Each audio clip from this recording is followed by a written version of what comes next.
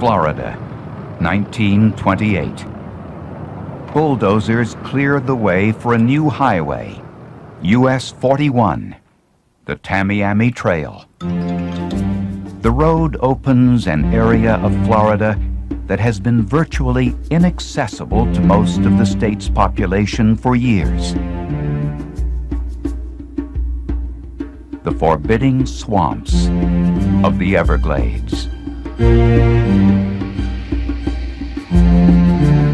In and around these marshes and bogs live remnants of a Native American people who once held at bay the combined might of the United States Army, Navy, and Marines. Thousands of lives and tens of millions of dollars were lost attempting to eradicate them.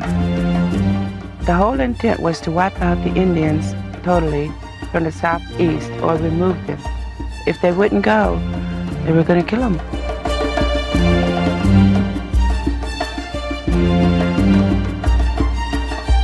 But the people of this land, the Seminoles, stood and fought. They waged a hit-and-run guerrilla war unlike anything America had ever before experienced. For the United States, fighting on alien terrain against a determined, elusive foe was a grim foreshadowing of another jungle quagmire. One that would baffle U.S. forces in Southeast Asia more than a century later. If you corner an alligator or a rattlesnake, they tend to turn around and bite you or fight back for survival. The Seminole Indians were the same way.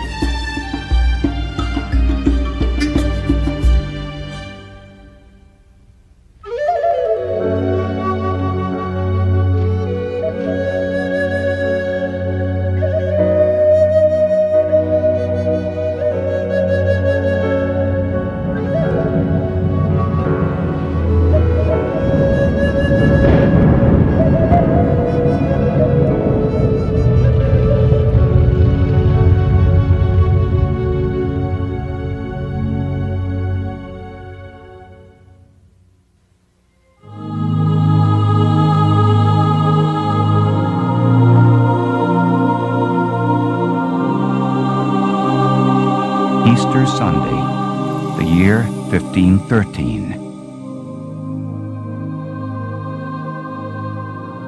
Juan Ponce de Leon, a Spaniard who had once sailed with Columbus, sets foot on a mysterious land he names after the Easter Feast of Flowers, Pascua Florida, Florida.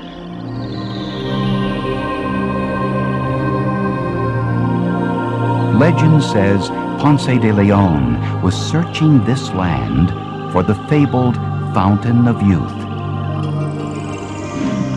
But in reality, he is just one of many Spanish explorers and colonizers who sailed to Florida for power and plunder.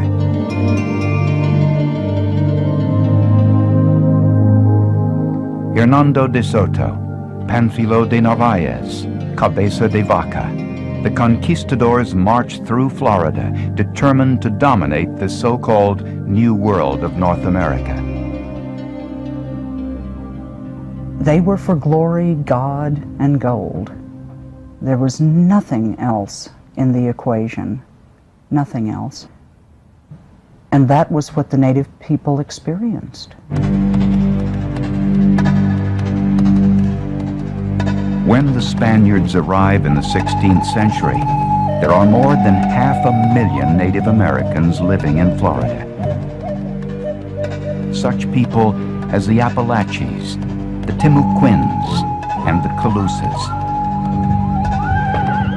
They fiercely resist the Spaniards, but are no match for their firepower, their relentless slave raiding, and the devastating diseases they bring from across the sea.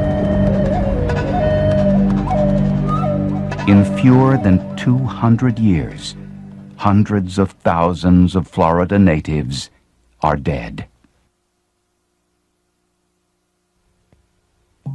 1795. On the borders of Spanish Florida, other native peoples are flourishing. The Muskogee-speaking tribes, dubbed the Creek Indians by the British, inhabit at least 60 villages in Alabama and Georgia. But pressures from U.S. settlers have many of them looking for a new home. They join with the few surviving Florida Indians and other tribes who have migrated south to Spanish Florida. All become known as Seminoles, a word meaning renegades. So they're trying to create some coalition and trying to get along with one another, and the government then said, "You're all Seminoles," and of course some of the people didn't understand what they meant by that. All of a sudden you're this group of people that never existed before. William Bartram, a naturalist traveling throughout Spanish Florida in the late 18th century, marvels at the land of the Seminoles. I can venture to assert that no part of the globe so abounds of creatures fit for the food of man. The Seminoles seem to be free from want or desires. No cruel enemy to dread, nothing to give them disquietude. All of that is about to change. 1813. Encroaching white settlement drives the Red Stick faction of the Creeks to war. The next year, General Andrew Jackson crushes the Red Sticks at the Battle of Horseshoe Bend. The Creeks surrender over 2/3 of their territory, 20 million acres, to Jackson and the United States. As a result of the Horseshoe Bend battle, many of those people that were left moved to Florida and became a part of what we now know as the Seminole Nation. Among those on the run is a 10-year-old boy who will become a leader of Seminole resistance against the United States. His white father has named him Billy Powell. To his brothers and his enemies, he will be known as Osceola. They came as refugees after a war, and they came with what they could carry, and they came with shreds of their lives to try to find some peaceful place where they could put those lives back together. And they thought that that place would be Florida. Another group of people also seek sanctuary among the Seminoles.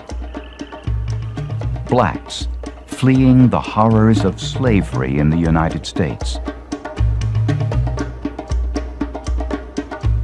In Spanish Florida, the runaway slaves join other blacks working and living with the Indians.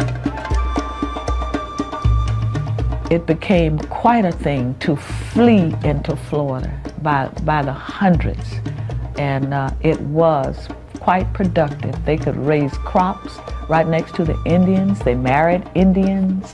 They became a part of the frontier. They raised their families. They raised their grandchildren, and they died right here in Florida. The blacks and Seminoles discover they have much in common. Many African traditions, including social structures and religious beliefs, are very similar to those of the Indians. But nothing strengthens their bond more than a common enemy, the white Americans. Stinging from the memory of the lash, the blacks warn the Seminoles never to trust the United States government. Once you've gained your freedom, for the most part, once you've had that taste of freedom, they probably made up their mind that, hey, they may come for me someday, but I'll never accept going back into that way of life ever again. Southern slaveholders are angry that blacks are escaping to Spanish Florida. What especially galls them is the existence of a small fort 60 miles from Georgia on the Apalachicola River. Known as the Negro Fort, it is manned by runaway slaves. This infuriates General Andrew Jackson. If the fort harbors the Negroes of our citizens, or holds out inducements to the slaves to desert from their owner's service, this fort must be destroyed.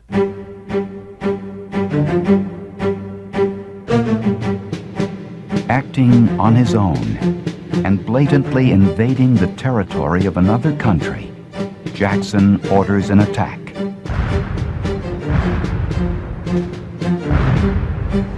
July 27, 1816. Gunboats hurl 8 cannonballs at the Negro fort. None do much damage. A 9th cannonball is heated in a ship's galley and fired. The ball ignites barrels of gunpowder in the fort. 300 are killed. An American eyewitness writes his father, "You cannot conceive, nor can I describe, the horrors of the scene. In an instant, hundreds of lifeless bodies were stretched upon the plain, buried in sand and rubbish, or suspended from the tops of the surrounding pines." After describing the carnage at the fort, the young man adds a postscript.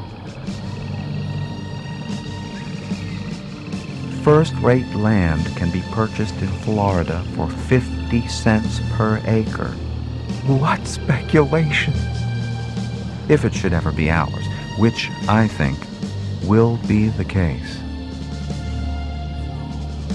For it is not only runaway slaves who are drawing American attention to Spanish Florida.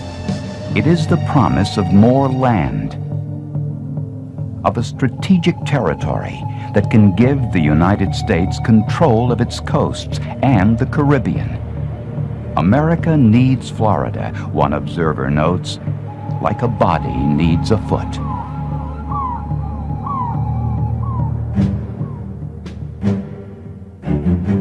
(1817). The Secretary of War gives Andrew Jackson permission to invade the Spanish territory. Once again, the Creeks and Seminoles face the wrath of Old Hickory, the man they call Sharp Knife. What could they think but he has come for us? He's followed us, he's found us. And there's no running further. We don't have any place else to go. We either hide or fight. Jackson's troops torch Indian houses and towns and seize the city of Pensacola, all without a formal declaration of war. The Spanish government, weakened by other foreign conflicts and colonial revolts, cannot put up a fight. In 1819, Spain cedes its Florida territory to the United States. Andrew Jackson thinks he has wiped out the Seminole problem. But though their homes may be gone, the people live still praying for peace. The Seminoles did want to be left alone. They wanted to be what I would consider just to live as they have lived for the past centuries. To be free. But an impatient America will not let them be.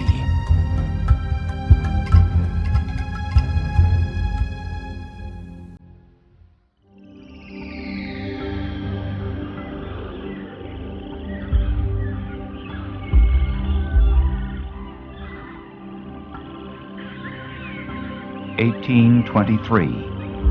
Florida is now part of the United States, and its white citizens constantly clamor. The Seminoles are in the way. They must go, preferably west of the Mississippi River. The Seminoles do not understand why everyone cannot coexist. but they agreed to meet with United States officials at Moultrie Creek near St. Augustine to discuss a government mandate that they be moved to a reservation in the center of the Florida Peninsula.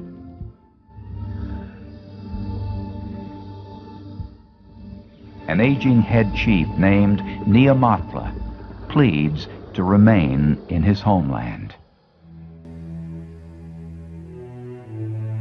We hope you will not send us south to a country where neither the hickory nut, the acorn, nor the persimmon grows.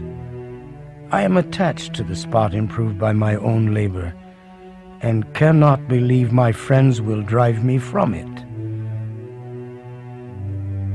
Despite Neamathla's plea, the Seminoles say they will move to the reservation. They find their new lands harsh and inhospitable. They were reduced to just really bare subsistence, and a person starving is an angry person. A person starving is a person who has lost hope, perhaps.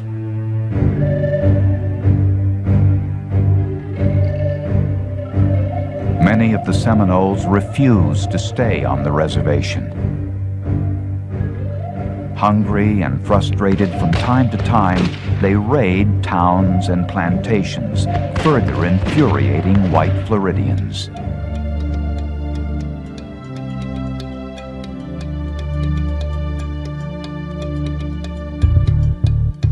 What's more, there is the burning issue that refuses to die: slavery. Many slaveholders fear that the presence of escaped blacks in Florida will incite slave insurrections. Whites are permitted to search the reservation for runaways. Often, they steal away blacks who have never even been slaves. Territorial Governor William Polk Duvall warns the Seminoles. By the treaty, you are bound to deliver all the Negroes that do not belong to the Indians. This you have not done. You are not to mind what the Negroes say. They care nothing for you, further than to make use of you to keep out of the hands of their masters. But the Seminoles will not betray their allies and friends, and the blacks are determined to stay free. This had been like a piece of heaven to them. They had built, they had harvested, they had reared their children, and here were a group of people coming in saying that we own you.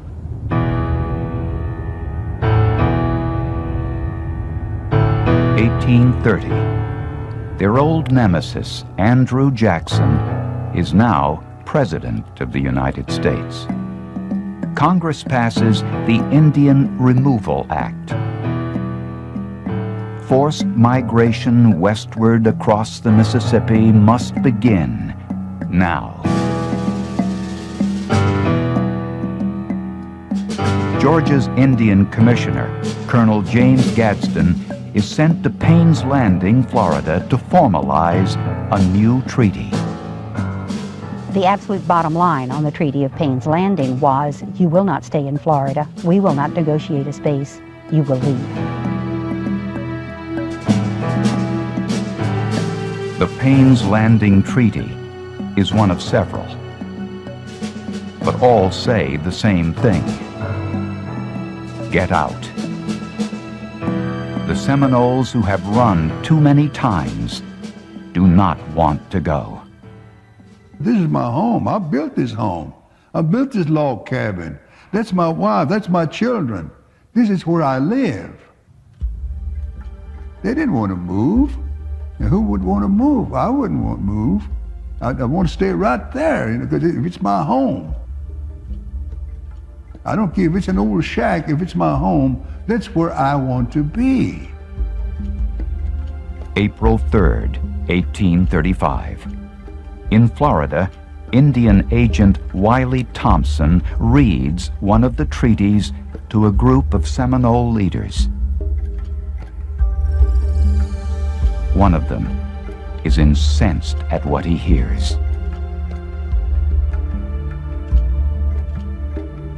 The white people got some of our chiefs to sign a paper to give our lands to them. But our chiefs did not do as we told them to do. They done wrong. We must do right.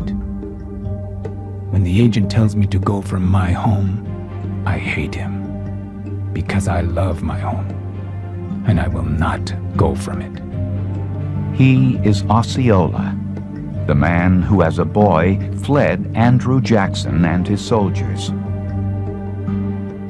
Like most Seminoles, Osceola had hoped to coexist peacefully with the Americans in Florida.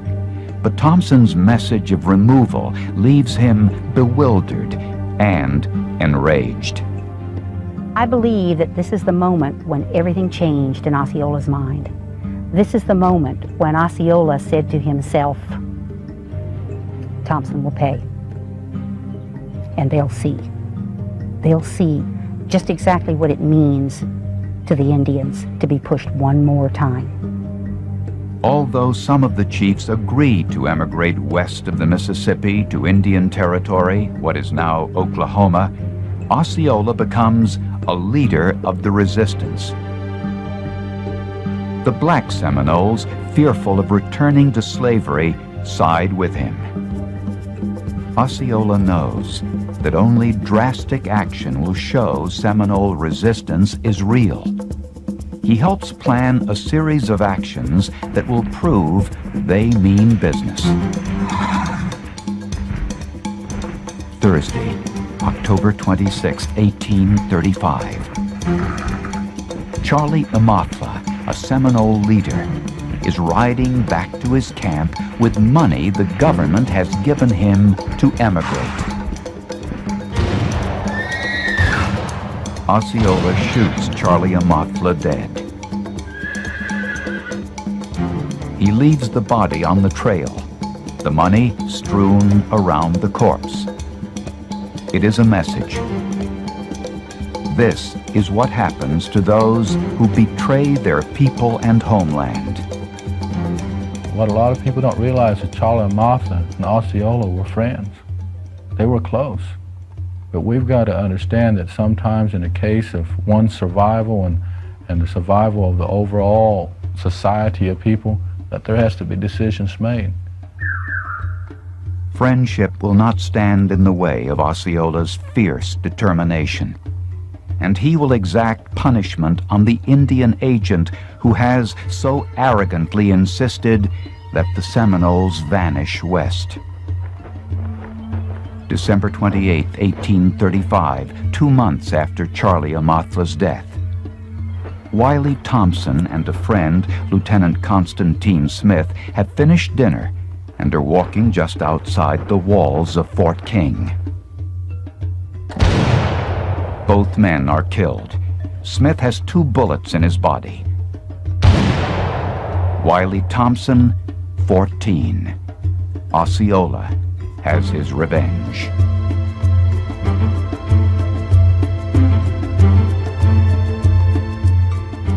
I think they just took all they could take.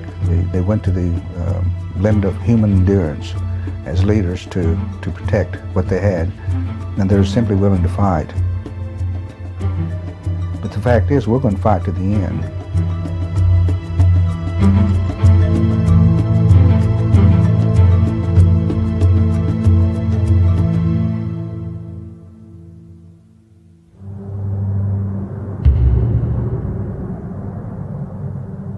Evening, December 27, 1835. Central Florida. Major Francis Dade and 2 companies of soldiers are resting. They have been on the move for 4 days, a relief column headed for Fort King. So far, the trip has been uneventful. Then the morning of the 28th of December, there was a drizzle of rain falling. The temperature was some 48 degrees, quite chilly. Major Dade called out to the men and told them that I can't tell you to put your weapons on the supply wagon, as it would be unmilitary. But you can carry them under your coats to keep your powder dry. because of this drizzle of rain. 8 a.m. Cold and wet. The men march along the road between a lake and the Wahoo Swamp. Major Dade assures them they are safe. We have now got through the danger, he says. Keep up good heart, and when we get to Fort King, I'll give you 3 days off for Christmas.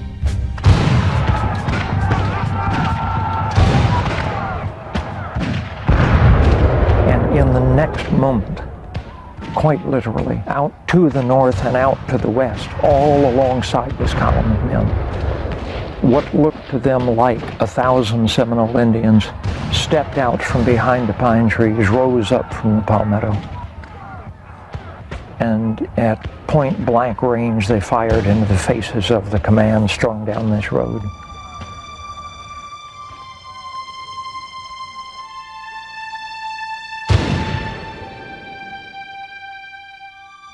Probably close to half the command, some 100 men, fell in their tracks, either dead or wounded.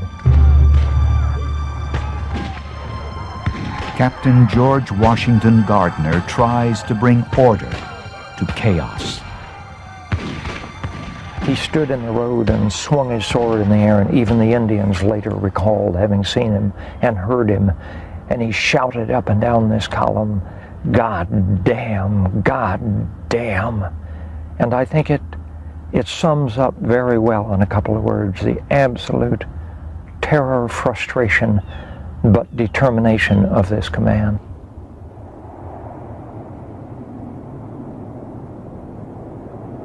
Several hours after the battle began, all but one of Dade's men are dead.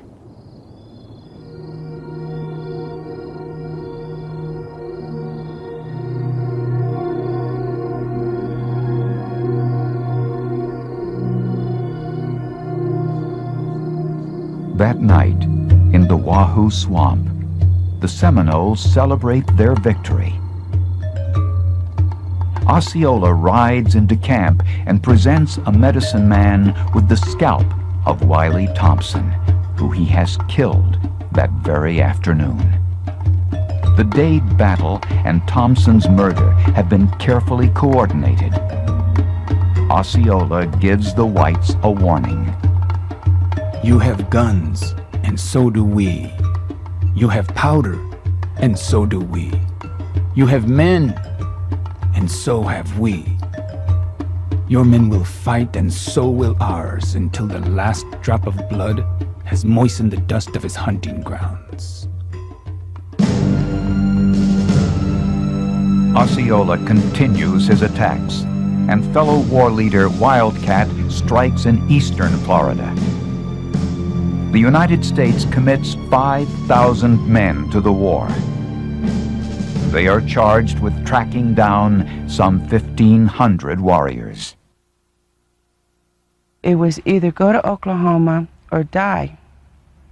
So what is a person to do? You know, when your home is threatened, you fight. The finest generals of the U.S. command step into the fray, including the great Winfield Scott, Old Fuss and Feathers, hero of 1812 and the Black Hawk War. He arrives with a full military brass band and a thorough knowledge of European military strategies. They will do him little good in Florida.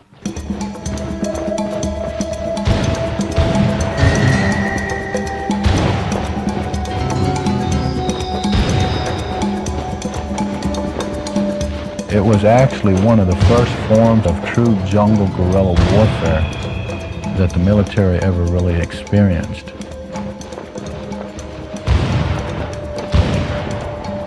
And it became a very difficult task to try to remove these people from their homelands.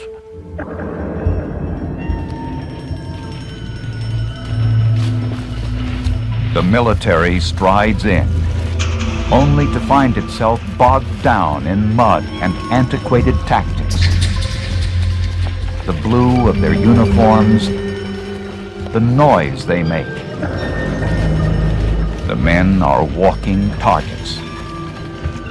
It was so bad that men fought the terrain almost as much as they fought the Indians. The climate, the fact that it was either abysmally hot or abysmally cold, that when you were cold you were also wet, and when you were hot you were also wet.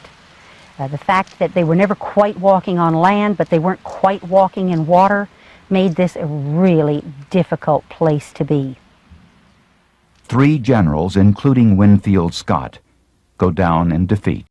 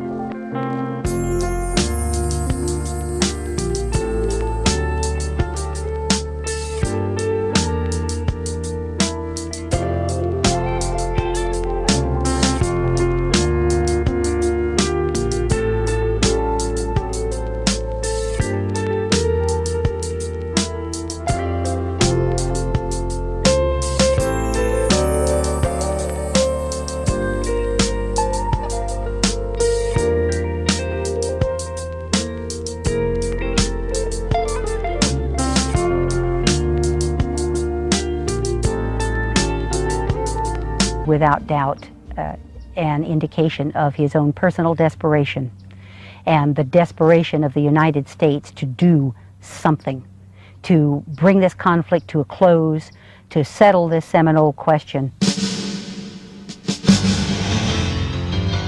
2 years of war and life on the run are taking their toll on the Seminoles.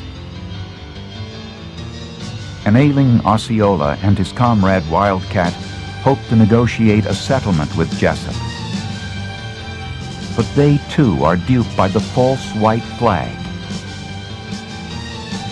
Surrounded by hundreds of soldiers, Osceola, who had stood as a fiery symbol of Seminole defiance, is now a prisoner of war. He is paraded through the streets of St. Augustine and imprisoned at Fort Marion.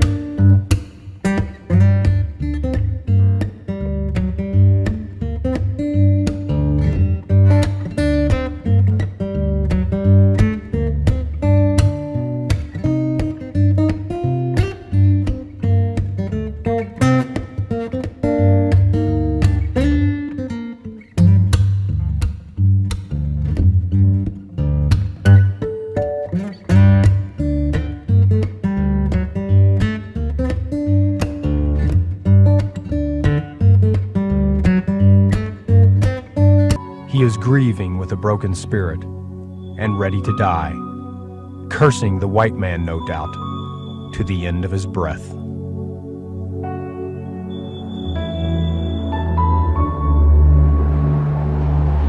January 30th, 1838. Unable to talk, the 33-year-old Osceola signals his wives to bring him his full war dress. He paints his face, knowing that sickness is going to end his life.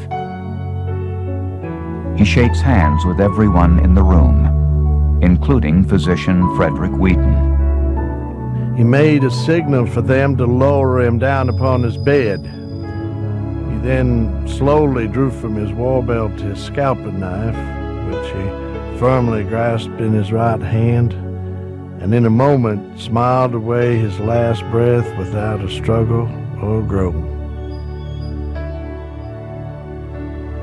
He was just the epitome of life for the Seminole.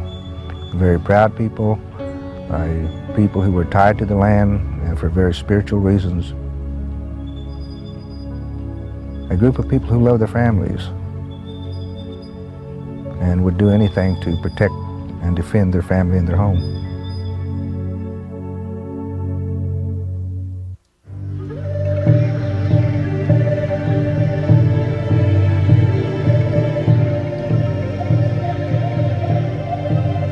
Although Osceola has been the emblem of their fight to stay in Florida, his dying does not end the struggle.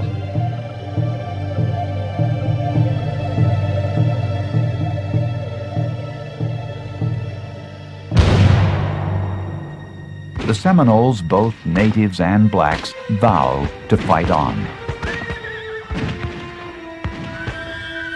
Wildcat, the Seminole leader who had been captured with Osceola, has succeeded in a daring escape from the Fort Marion prison.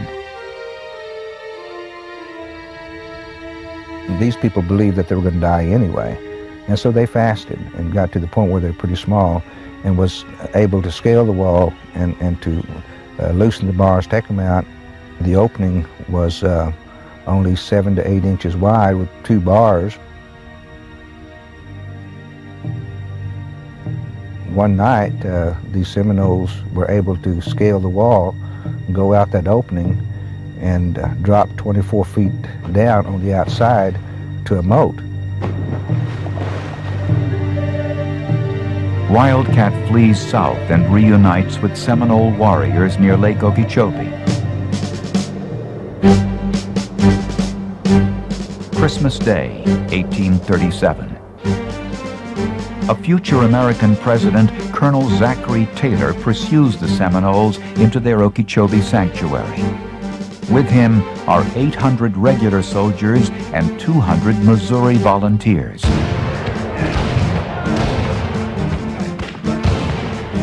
At the first volley from the Seminoles, the volunteers flee. But Taylor's regulars stay in line. The Battle of Okeechobee is the largest of the war, the last time the warriors and soldiers will meet in such numbers.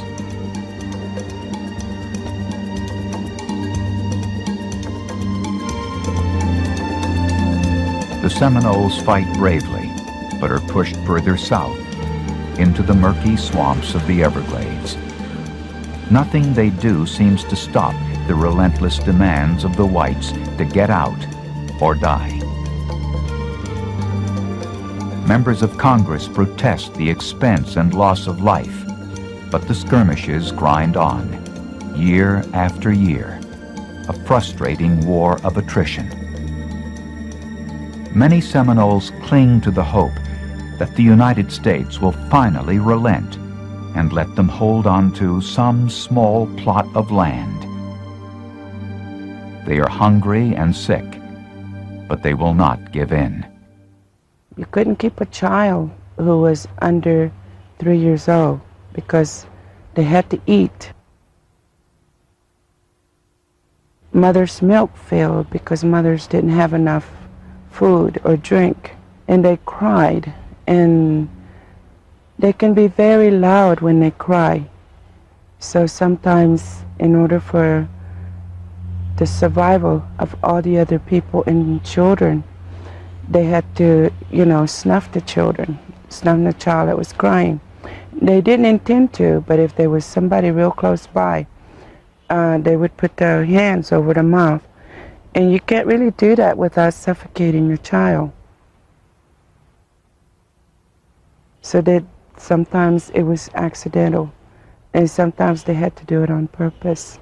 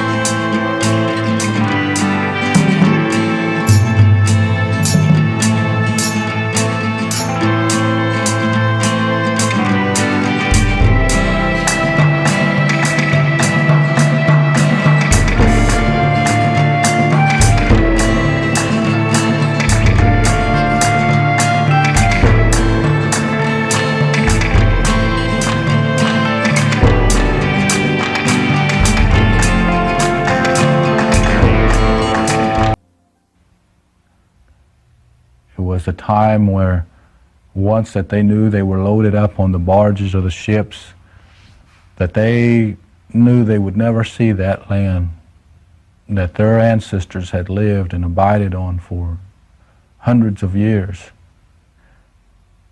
But to know that you're leaving and you're never going to return, that's almost like saying that being that their home was as a mother to them, that would like you having to go away and you're saying goodbye to your mother, and you know you would never see her again after this last time that you laid eyes on her. You would never see her again. Those are the type of feelings that those people that were leaving Florida perhaps could have felt.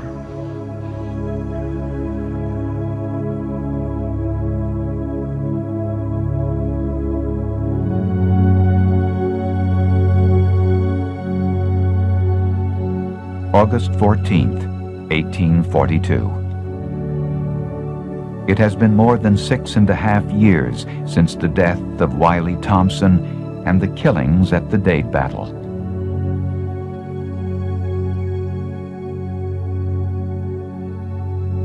Deciding that further fighting is senseless, General William Jenkins Worth declares the war at an end.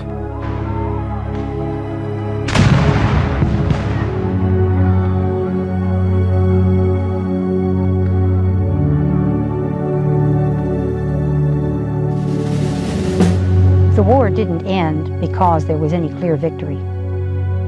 The war didn't end, if it did really end, because one side capitulated. The war ended because the United States ultimately got sick and tired of fighting it. And because public clamor was such and congressional opinion was such that the United States government no longer wished to appropriate funds for the prosecution of what appeared to be a losing war, a war which simply could not be won. And so in 1842, it was decided by the United States government unilaterally that the war would be declared at a close.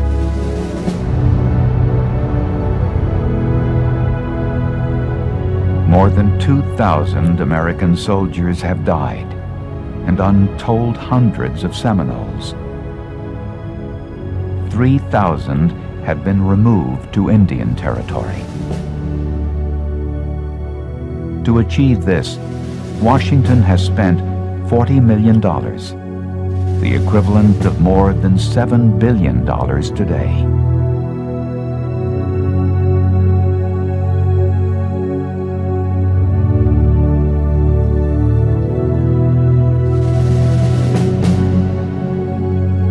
But in spite of all the money and all the bloodshed, the government never truly defeats the Seminoles.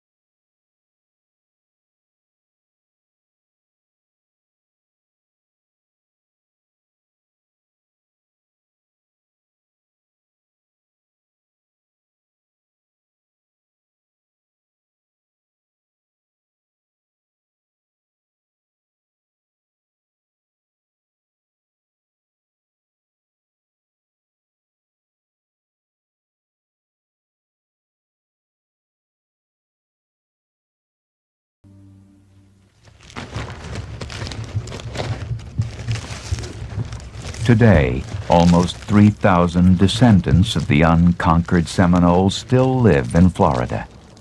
Another 11,000 are in Oklahoma, the old Indian Territory. Now, along the Tamiami Trail, The Florida Seminoles lure tourists, The alligator that he has there would weigh a little over 200 pounds. and the war they wage is economic. 61. Bingo halls have helped revive an economy that was dependent on cattle and citrus. I-16. Gambling brings in the bulk of the tribe's $30 million annual revenue.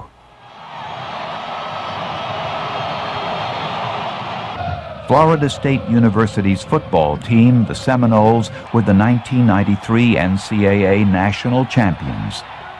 Every fall Saturday, a new Osceola rides.